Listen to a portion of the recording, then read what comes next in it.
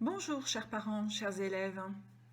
Nous nous retrouvons pour la troisième fois, c'est presque une habitude, au bout de 3 semaines de suspension de cours dans le groupe scolaire, au bout de 2 semaines de confinement. Je fais un petit point avec vous, un petit point rapide sur ce qui s'est passé dans la semaine écoulée. Nous avançons, nous apprenons. Je tiens à souligner l'investissement considérable des professeurs dans les actions de formation qui sont menées par le siège de la Mission laïque française et qui leur permettent tous les jours de progresser et de s'approprier davantage des outils qui permettent de rendre leur classe plus attractive, plus intéressante, plus vivante aussi, et de maintenir le contact avec leurs élèves. Cette semaine, j'ai rencontré les délégués des classes du collège, car je souhaitais leur parler pour avoir leurs sentiments. Nous avions réalisé un questionnaire auprès d'eux qui montrait qu'ils étaient globalement très satisfaits de la façon dont se passaient les cours, qui montrait aussi que parfois ils avaient du mal à s'organiser dans leur travail. Donc nous avons mis en place de nouvelles procédures, puisque maintenant nous utilisons Pronote pour pouvoir les aider à se retrouver dans leur agenda, mais j'en avais déjà parlé la semaine dernière. Ce qui est un petit peu nouveau, je crois, c'est qu'au bout de la troisième semaine, nous pouvons évaluer l'implication des élèves. Et je l'ai souligné auprès d'eux, je trouve qu'elle est considérable. Je les trouve très mobilisés. Nous avons peu d'élèves qui ne sont pas connectés. Lorsqu'on regarde les chiffres, on est autour de 28, 27, 28 par cours au collège, et Madame Marlinge m'indique qu'à l'école, il y a aussi de très bons retours de la part des enseignants. Donc le système fonctionne, il est en train d'être rodé, mais certaines choses se mettent réellement en place à partir de maintenant. Les élèves s'accrochent, ils ont compris qu'ils devaient poursuivre leurs apprentissages, et je les en félicite.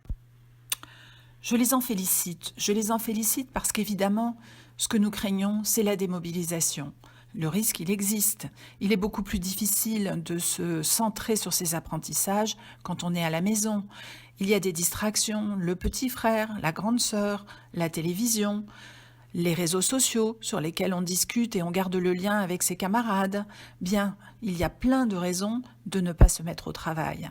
Et pourtant, ils le font. Et il faut qu'ils continuent à le faire. Ça, vous en êtes bien conscient.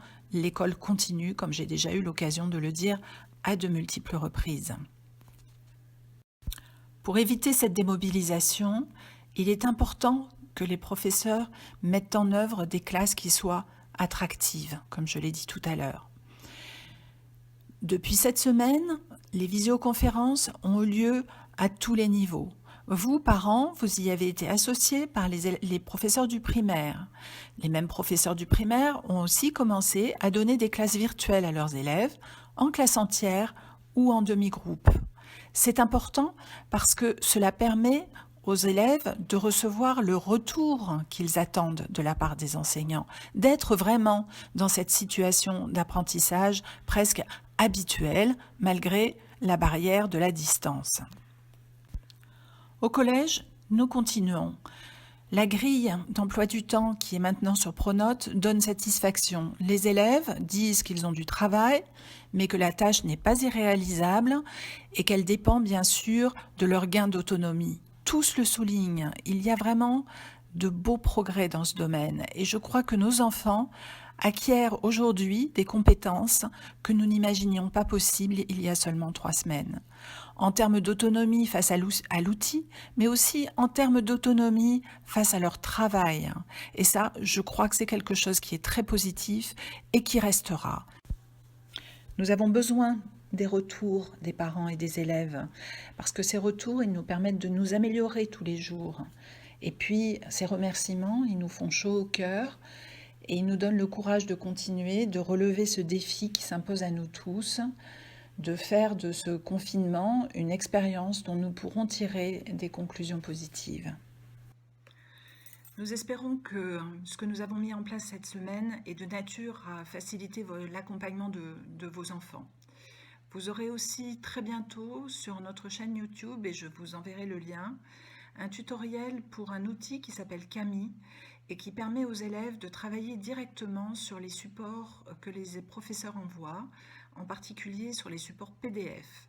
ce qui vous évitera de devoir les imprimer, ce qui vous évitera de devoir prendre en photo parfois les réalisations de vos enfants, puisque le travail peut se faire directement sur le document à partir du numérique.